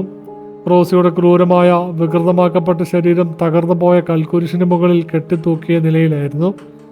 അവളുടെ രക്തം ആ കല്ലുകളിലൂടെ ഒഴുകിയിറങ്ങി തറയിലെ മണ്ണിലേക്ക് പടർന്നു. അവളുടെ നെഞ്ചിൽ ലത്തീനിൽ അടുത്ത പ്രവചനം ആഴത്തിൽ കൊത്തിവെച്ചിട്ടുണ്ടായിരുന്നു. എറ്റ് കേലിയം റെസിസിസ്റ്റ് സിയുക്കട്ട് ലൈബർ ഇൻവോൾവ്റ്റസ്. ആകാശം ചുരുട്ടിയ ചുരുൾ പോലെ മാറിപ്പോയി. സകല പർവ്വതങ്ങളും ദ്വീപുകളും തങ്ങളുടെ സ്ഥാനത്ത് നിന്ന് ഇളകിപ്പോയി. വെളിപാട് 6-ാം അധ്യായം 14-ാം വചനം. 6-ാമത്തെ മുദ്ര. ഫാദർ ഇമ്മാനുവൽ ഭയത്തോടെ നിന്നു. അയാളുടെ കയ്യിലെ ബൈബിൾ തറയിലേക്ക് വീണു. ഫാദറെ, ഡാനിയൽ അലറി. നോക്കൂ. ആകാശത്തേക്ക് നോക്കിയ ഡാനിയലിന്റെ വിരൽ ചൂണ്ടിയ ഭാഗത്തേക്ക് ഫാദർ നോക്കി. രക്തവർണ്ണത്തിലുള്ള ചന്ദ്രന് മുന്നിൽ ആ വലിയ അമാനുഷിക രൂപം കുരിശുമലയുടെ മുകളിൽ നിന്നു. അതിന്റെ പുറകിൽ നിന്ന് ഭയാനകമായ 2 കറുത്ത ചിറകുകൾ പുറത്തേക്ക് വിടർന്നു. അത് ആകാശത്തേക്ക് നോക്കി ഘോരമായി അലറി. ആ അലർച്ചയിൽ മാർമലകളിലെ സകല മരങ്ങളും വിറച്ചു. 7-ാമത്തെ മുദ്ര. ഫാദർ ഇമ്മാനുവൽ വിറയ്ക്കുന്ന ശബ്ദത്തിൽ പറഞ്ഞു, ഇനി ഒന്നേ ബാക്കിയുള്ളൂ. 7-ാമത്തെ മുദ്ര തുറന്നാൽ ഈ ഗ്രാമത്തിൽ ഒരൊറ്റ ജീവൻ പോലും ബാക്കിയുണ്ടാകില്ല. ഫാദർ ഇമ്മാനുവൽ തോളിലെ കുരിശ് ഉറപ്പിച്ചു പിടിച്ച് കറുത്ത കാട്ടിലേക്ക് നടക്കാൻ തുടങ്ങി. സാത്താന്റെ ആചാരം പൂർത്തിയാകുന്നതിന് മുൻപ് ആ നിഷിദ്ധ ഗ്രന്ഥം കണ്ടെത്തി നശിപ്പിക്കാൻ അവർക്കിനി വളരെ കുറച്ച് സമയം മാത്രമേ ബാക്കിയുള്ളൂ. കനത്ത ഇരുട്ടും കട്ട പിടിച്ച രക്തവർണ്ണത്തിലുള്ള മൂടൽമഞ്ഞും മാർമലകളെ സമ്പൂർണമായി വിഴുങ്ങിക്കഴിഞ്ഞിരുന്നു. പ്രകൃതി പോലും മരവിച്ചു പോയ ആ രാത്രിയിൽ ആറാമത്തെ മുദ്രയുടെ പ്രകമ്പനങ്ങൾ താഴ്വരയിൽ ഇനിയും അടങ്ങിയിരുന്നില്ല. കുരിശുമലയിലെ തകർന്നു വീണ കൽക്കുരിശിന് താഴെ ക്രൂരമായി വധിക്കപ്പെട്ട റോസിയുടെ മൃതദേഹത്തിൽ നിന്നും ഇറ്റുവീഴുന്ന ചോരത്തുള്ളികളുടെ ശബ്ദം മാത്രമാണ് ആ ശ്മശാനതുല്യമായ കാട്ടിൽ കേട്ടത്. ഫാദർ ഇമ്മാനുവൽ തൻ്റെ കയ്യിലിരുന്ന വലിയ പെട്രോൾ വിളക്കിൻ്റെ വെളിച്ചത്തിൽ കാടിൻ്റെ ഉള്ളിലേക്ക് നീളുന്ന വിജനമായ പാതയിലേക്ക് നോക്കി. അയാളുടെ കറുത്ത വൈദിക കുപ്പായത്തിൻ്റെ താഴത്തെ ഭാഗം ചെളിയും ചോരയും പുരണ്ട് വികൃതമായിരുന്നു. തൊട്ടടുത്ത് നിന്നിരുന്ന ഡെപ്യൂട്ടി ഡാനിയലിൻ്റെ മുഖത്ത് മരണത്തിൻ്റെ നിഴൽ വീണിരുന്നു. അയാളുടെ കൈകൾ പിസ്റ്റളിൻ്റെ ഗ്രിപ്പിൽ വിറയലോടെ അമർന്നിരുന്നു. ഫാദറെ, നമ്മൾ ശരിക്കും അങ്ങോട്ട് പോവുകയാണോ? ഡാനിയലിൻ്റെ ശബ്ദം തൊണ്ടയിൽ കുടുങ്ങി പുറത്തു വന്നു. ആ അസുര രൂപം അത് വെറും ഒരു മനുഷ്യനല്ല. വെടിയുണ്ടകൾ കൊണ്ട് അതിനെ തടയാൻ കഴിയില്ല. നമ്മൾ ആ പാതിരാക്കാട്ടിലേക്ക് പോയാൽ ജീവനോടെ തിരിച്ചു വരുമെന്ന് തോന്നുന്നില്ല. ഫാദർ ഇമ്മാനുവൽ തിരിഞ്ഞു നോക്കി. അയാളുടെ കണ്ണുകളിൽ ഭയമുണ്ടായിരുന്നെങ്കിലും അതിനേക്കാൾ വലിയൊരു ദൃഢനിശ്ചയം തിളങ്ങി നിൽക്കുന്നുണ്ടായിരുന്നു. ഡാനിയൽ, ഭയം തന്നെയാണ് ആ തിന്മയുടെ ഏറ്റവും വലിയ ആയുധം. ഫാദർ ഇമ്മാനുവൽ ശാന്തമായി എന്നാൽ ഗൗരവത്തിൽ പറഞ്ഞു. വർഗീസ് മുതലാളി, സാമുവൽ, തോമാച്ചൻ, റോസി, ഇവർ 5 പേരുടെയും മരണം വെറുമൊരു കൊലപാതകമല്ല. അത് സാത്താനിക് കൾട്ട് ആസൂത്രണം ചെയ്ത കൃത്യമായ രക്തബലിയാണ്. 6ാമത്തെ മുദ്രയും തുറക്കപ്പെട്ടു കഴിഞ്ഞു. ഇനി 7ാമത്തെ മുദ്ര മാത്രമാണ് ബാക്കിയുള്ളത്. അത് തുറക്കപ്പെട്ടാൽ ഈ മലനിരകളിൽ ആരും ജീവനോടെ ബാക്കിയുണ്ടാകില്ല. ഫാദർ ഫ്രാൻസിസിന്റെ നിഷിദ്ധ ഗ്രന്ഥം ഇരിക്കുന്നത് ആ പഴയ കൽപ്പള്ളിയുടെ താഴ്ത്ത നിലയിലാണ്. അത് തകർത്തേ പറ്റൂ. അവർ കാടിന്റെ ആഴങ്ങളിലേക്ക് നടക്കാൻ തുടങ്ങി. പൈൻമരങ്ങളും ഭീമാകാരമായ കൂറ്റൻ മരങ്ങളും നിറഞ്ഞ ആ വനം സാധാരണ കാടുകളെ പോലെ ആയിരുന്നില്ല. അവിടെ കാറ്റിന്റെ ഇരമ്പലിനൊപ്പം കേൾക്കുന്നത് മൃഗങ്ങളുടെ ശബ്ദമായിരുന്നില്ല, മറിച്ച് മരിച്ചുപോയവരുടെ ആത്മകഥകളും പിച്ചുംപേയും പറച്ചിലുകളുമായിരുന്നു. വഴിനീളെ വീണുകിടക്കുന്ന ഉണങ്ങിയ ഇലകൾക്ക് മീതെ നടക്കുമ്പോൾ മനുഷ്യന്റെ അസ്ഥികൾ പൊട്ടുന്നത് പോലെയുള്ള ശബ്ദമാണ് ഉയർന്നത്. ഏകദേശം അരമണിക്കൂർ കഠിനമായ യാത്രയ്ക്ക് ശേഷം അവരാ താഴ്വരയുടെ ഏറ്റവും താഴ്ന്ന ഭാഗത്തെത്തി. പാതിരാക്കാട്. നൂറ്റാണ്ടുകൾക്ക് മുൻപ് തീവച്ച് നശിപ്പിക്കപ്പെട്ട പഴയ കൽപ്പള്ളിയുടെ അവശിഷ്ടങ്ങൾ അവിടെ കറുത്ത നിഴൽ പോലെ നിന്നു. പള്ളിയുടെ ഭിത്തികളിൽ ഭൂരിഭാഗവും തകർന്നു വീണിരുന്നു. എങ്കിലും കരിപിടിച്ച കൽത്തൂണുകളും തലകീഴായി നിൽക്കുന്ന വലിയ തടിപ്പരിശകളും അവിടെ ശേഷിച്ചിരുന്നു. പള്ളിയുടെ പരിസരത്ത് സസ്യങ്ങളോ മരങ്ങളോ വളർന്നിരുന്നില്ല. പകരം ഭൂമി വിണ്ടുകീറി അതിനുള്ളിൽ നിന്ന് ദുർഗന്ധം വമിക്കുന്ന കറുത്ത പുക ഉയർന്നുകൊണ്ടിരുന്നു. ഇവിടം തണുത്തുറഞ്ഞിരിക്കുകയാണ് ഫാദറെ, ഡാനിയൽ തോളുകൾ കൂട്ടിപ്പിടിച്ചുകൊണ്ട് പറഞ്ഞു. അവിടുത്തെ താപനില പെട്ടെന്ന് 0 താഴ്ന്നത് പോലെ തോന്നി. അവരെടുക്കുന്ന ഓരോ ശ്വാസവും വെളുത്ത ആവിയായി വായുവിൽ പടർന്നു. പെട്ടെന്ന് തകർന്നു പോയ അൾത്താരയുടെ അടിഭാഗത്തു നിന്നും ഒരു വിചിത്രമായ മന്ത്രോച്ചാരണം ഉയരാൻ തുടങ്ങി. ലത്തീൻ ഭാഷയിലുള്ള അപശ്രുതിയായ പൈശാചികമായ മന്ത്രങ്ങൾ. അതോടൊപ്പം ചെറിയൊരു തമ്പേറിന്റെ അടിയും മണികളുടെ ശബ്ദവും വായുവിൽ അലയടിച്ചു. ഫാദർ ഇമ്മാനുവൽ ഡാനിയലിന് നേരെ വിരൽ ചൂണ്ടി നിശബ്ദനാകാൻ ആംഗ്യം കാണിച്ചു. അവർ സാവധാനം തകർന്നുപോയ കൽഭിത്തികളുടെ മറപറ്റി അൾത്താരക്കടുത്തേക്ക് നീങ്ങി. അവിടെ കണ്ട കാഴ്ച ഡാനിയലിന്റെ ചോര മരവിപ്പിച്ച് കളഞ്ഞു.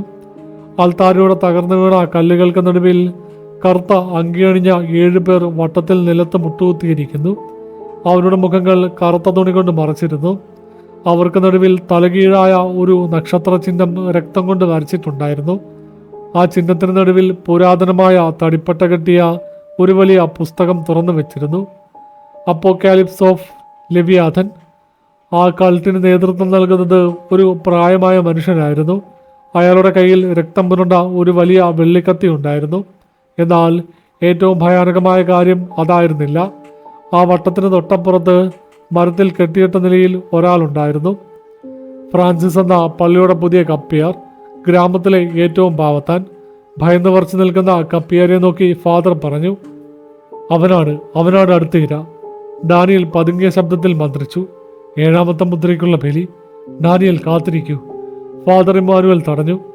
കൾട്ടിന്റെ നേതാവ് ആരാണെന്ന് എനിക്കറിയണം. അവന്റെ മുഖം കാണാതെ നമ്മൾ ചാടി വീഴരുത്. കറുത്ത അങ്കിയണിഞ്ഞ ആചാര്യൻ വിറയ്ക്കുന്ന ശബ്ദത്തിൽ ഉറക്കെ ലത്തീൻ മന്ത്രങ്ങൾ ചൊല്ലാൻ തുടങ്ങി. അയാൾ തന്റെ കയ്യിലുള്ള വെള്ളിക്കത്തി വായുവിലുയർത്തി. ഓ പാതാളത്തിന്റെ കർത്താവേ, 6ാമത്തെ രക്തവും നിനക്കായി ചീന്തപ്പെട്ട് കഴിഞ്ഞു. അവസാനത്തെ പരിശുദ്ധനായ മനുഷ്യന്റെ ഹൃദയം ഇതാ നിനക്ക് ബലിയായി നൽകുന്നു. ഏഴാമത്തെ മുദ്ര തുറക്കപ്പെടട്ടെ. നിന്റെ പ്രതിപുരുഷൻ ഈ ഭൂമി ഭരിക്കട്ടെ. ആചാര്യൻ അലറി. അയാൾ കത്തി ഫ്രാൻസിസിന്റെ നെഞ്ചിലേക്ക് ആഞ്ഞുകുത്താൻ കൈ ഉയർത്തിയ നിമിഷം ഡാനിയലിന്റെ പിസ്റ്റലിൽ നിന്നും ഒന്നാമത്തെ വെടിയുണ്ട പാഞ്ഞുപോയി. വെടിയുണ്ട ആചാര്യന്റെ തോളിൽ ആഴത്തിൽ തുളച്ചു കയറി. അയാൾ ഭയാനകമായി നിലവിളിച്ചുകൊണ്ട് പുറകോട്ട് വീണു. പോലീസ്, ആരും അണങ്ങിപ്പോകരുത്! ഡാനിയൽ ഭിത്തിയുടെ മറവിൽ നിന്ന് പുറത്തേക്ക് ചാടി അലറി. കൾട്ടിലെ മറ്റുള്ളവർ പരിഭ്രാന്തരായി എഴുന്നേറ്റു. ഫാദർ ഇമ്മാനുവൽ തിടുക്കത്തിൽ അൾത്താരയിലേക്ക് ഓടിക്കയറി. തറയിലിരുന്ന ആ നിശബ്ദ ഗ്രന്ഥം കയ്യിലെടുക്കാൻ ശ്രമിച്ചു. പക്ഷേ ആ നിമിഷം പള്ളിയുടെ മുകളിൽ നിന്ന് അതിശക്തമായ ഒരു പ്രകമ്പനമുണ്ടായി. തകർന്നു കിടന്ന കൽത്തൂണുകൾ പൊട്ടിപ്പൊളിഞ്ഞ് വീഴാൻ തുടങ്ങി. വായുവിൽ അഴുക്കുചാലിൻ്റെയും ചീഞ്ഞളിഞ്ഞ മാംസത്തിൻ്റെയും സഹിക്കാനാവാത്ത ദുർഗന്ധം പടർന്നു. പള്ളിയുടെ കരിപിടിച്ച കൽഭിത്തികൾക്കിടയിലൂടെ രക്തവർണ്ണത്തിലുള്ള മൂടൽമഞ്ഞിനെ തുളച്ചുകൊണ്ട് ആ രൂപം വീണ്ടും പ്രത്യക്ഷപ്പെട്ടു. 8 അടിയിൽ കൂടുതൽ പൊക്കമുള്ള 4 കൂർത്ത കൊമ്പുകളുള്ള ആടിൻ്റെ തലയുള്ള ഭയാനകമായ ആ അസുര രൂപം.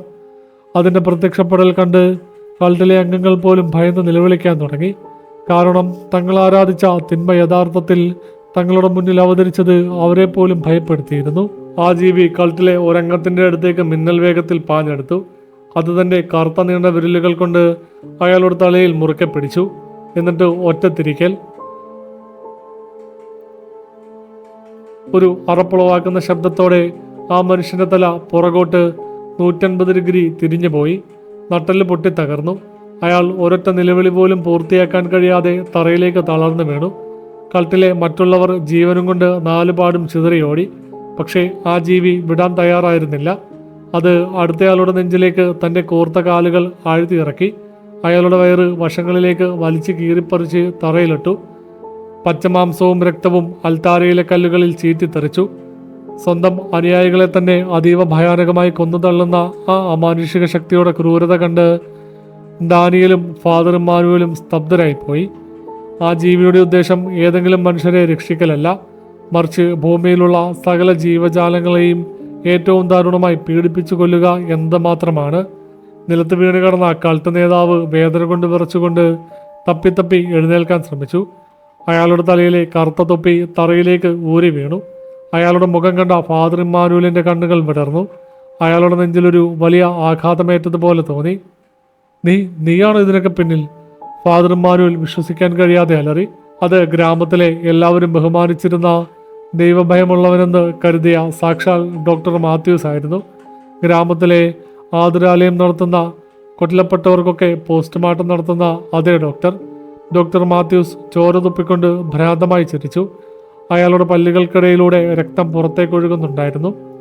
അതേ ഇമ്മാനുവൽ, ഞാൻ തന്നെ, മാത്യൂസ് അലറി. ഈ ഗ്രാമത്തിലെ ജനങ്ങൾ ദൈവത്തോട് പ്രാർത്ഥിച്ചു. പക്ഷേ ദൈവം അവർക്ക് രോഗവും ദാരിദ്ര്യവും മാത്രം നൽകി. എന്നാൽ സാത്താൻ എനിക്ക് അമരത്വം വാഗ്ദാനം ചെയ്തു. 7ാമത്തെ മുദ്ര തുറക്കപ്പെടും. നീ അതിന് സാക്ഷിയാകും.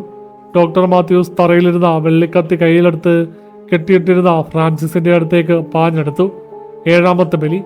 മാത്യൂസ് അലറി. വേണ്ട! ഡാനിയൽ വീണ്ടും തോക്കെടുത്ത് വെടിയുതിർത്തു. വെടിയുണ്ട മാത്യൂസിന്റെ നെഞ്ചിലേക്ക് നേരിട്ട് തുളച്ചു കയറി. മാത്യൂസിന്റെ കണ്ണുകൾ വെളുത്തുപോയി. അയാൾ രക്തം ഛർദ്ദിച്ചുകൊണ്ട് ഫ്രാൻസിസിന്റെ കാലുകൾക്ക് മുന്നിലേക്ക് തളർന്നു വീണു. അയാളുടെ ജീവനറ്റ ശരീരം തറയിൽ കടന്ന് വിറച്ചു.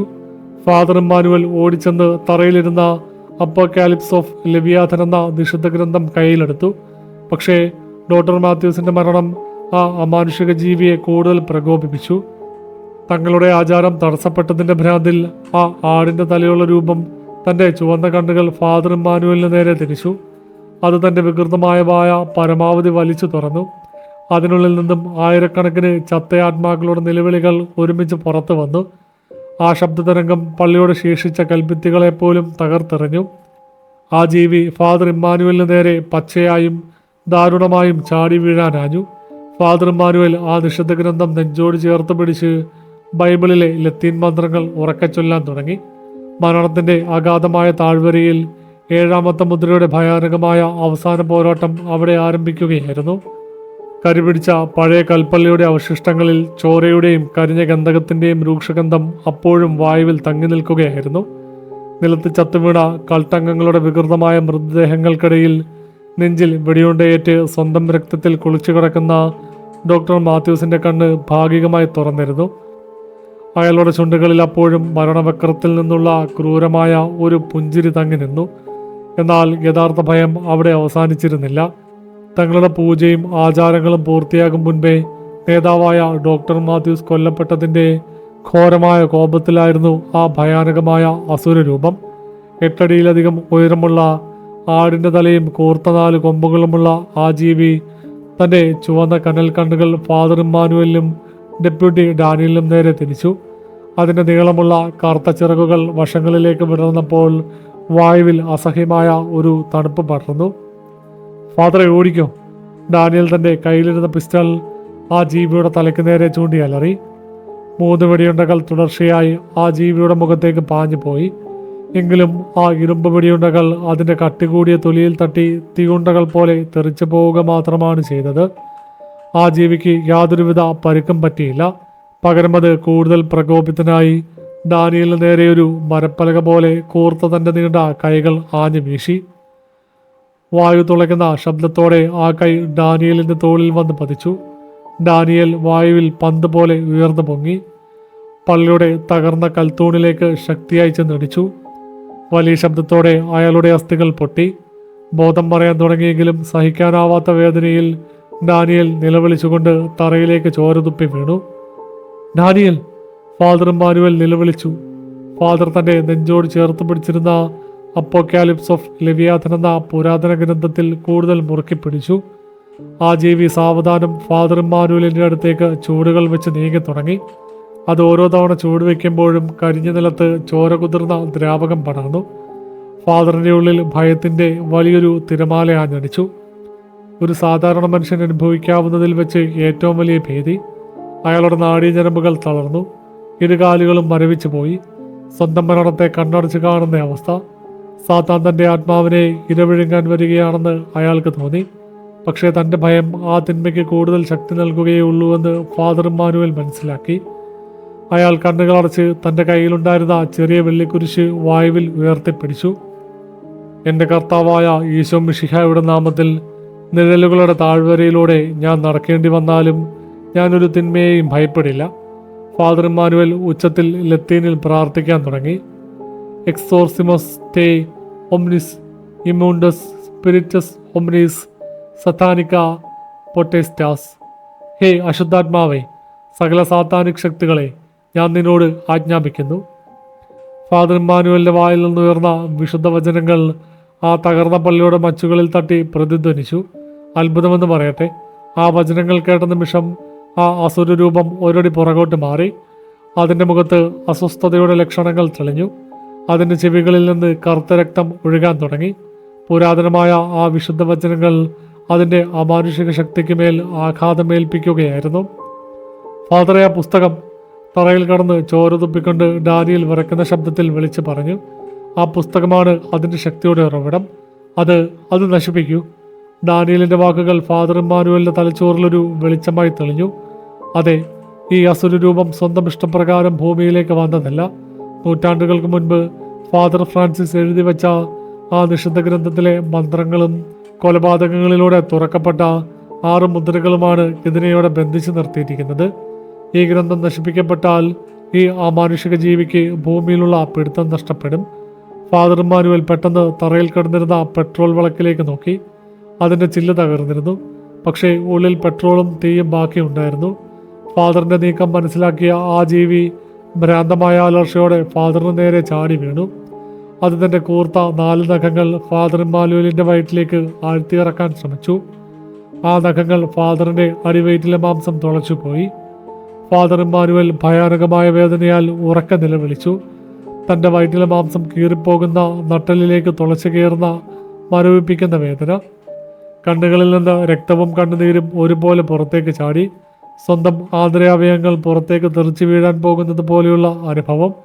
എങ്കിലും ആ ജീവിക്ക് ഫാദറിനെ ഭയപ്പെടുത്തി കീഴടക്കാൻ കഴിഞ്ഞില്ല. വേദനയുടെ ആ പരകോടിയിലും ഫാദർ ഇമ്മാനുവൽ തൻ്റെ സർവ്വശക്തിയും എടുത്ത് പെട്രോൾ വിളക്ക് കയ്യിലെടുത്തു. എന്നിട്ട് ആ വിളക്ക് തറയിലിരുന്ന അപ്പോക്കാലിപ്സ് ഓഫ് ലെവിയാഥൻ എന്ന പുസ്തകത്തിന് മേലേക്ക് ആഞ്ഞെറിഞ്ഞു. പെട്രോൾ പടർന്ന് ആ നിഷിദ്ധ ഗ്രന്ഥത്തിൽ പവിത്രമായ തീ ആളിപ്പടർന്നു. ആ പുസ്തകം കത്തിയമരാൻ തുടങ്ങിയ അതേ നിമിഷം ആ അസുരജീവിക്ക് സ്വന്തം ശരീരത്തിൽ തീ പിടിച്ചതുപോലെ അനുഭവപ്പെട്ടു. അത് ഫാദർ ഇമ്മാനുവലിന്റെ വയറ്റിൽ നിന്ന് കൈകൾ വലിച്ച് പുറത്തെടുത്തു. എന്നിട്ട് സ്വന്തം തലയിൽ പിടിച്ച് പാതാളം കുലുങ്ങുന്ന ശബ്ദത്തിൽ ഭ്രാന്തമായി അലറാൻ തുടങ്ങി. അതിൻ്റെ കൂർത്ത കൊമ്പുകൾ ഓരോന്നായി പൊട്ടിത്തെറിക്കാൻ തുടങ്ങി. അതിൻ്റെ കണ്ണുകളിൽ നിന്ന് രക്തവും തീയും ചീറ്റിത്തെറിച്ചു. പുസ്തകത്തിലെ താളുകൾ ചാമ്പലാകും തോറും ആ ജീവിയുടെ ഭീകരമായ ശരീരം ഉരുകിയൊലിക്കാൻ തുടങ്ങി. കറുത്ത ടാറും ചീഞ്ഞ മാംസവും പോലെ അതിൻ്റെ ശരീരം തറയിലേക്ക് ഇറ്റി വീണു. ആ ജീവിയുടെ ഒടുക്കത്തെ നിലവിളി മാറുമലകളുടെ അടിത്തട്ടിൽ വരെ പ്രകമ്പനം സൃഷ്ടിച്ചു. സെക്കൻഡുകൾക്കുള്ളിൽ ആ ഭയാനകമായ അസുരരൂപം പൂർണ്ണമായി കത്തിയമർന്ന് കറുത്ത പുകയും ചാരവുമായി മാഞ്ഞുപോയി. പള്ളിയുടെ അങ്കണത്തിൽ കനത്ത നിശബ്ദത പടർന്നു. വയറ്റിലെ ആഴത്തിലുള്ള മുറിവിൽ കൈയമർത്തി പിടിച്ച് രക്തത്തിൽ കുളിച്ച് ഫാദർ ഇമ്മാനുവൽ തറയിലേക്ക് തളർന്നു വീണു. അയാളുടെ കാഴ്ച മങ്ങിത്തുടങ്ങിയിരുന്നു. അപ്പോഴും തൊട്ടടുത്ത് കത്തിയമരുന്ന ആ നിഷിദ്ധ ഗ്രന്ഥത്തിന്റെ അവസാന താളുകൾ അയാൾ കണ്ടു.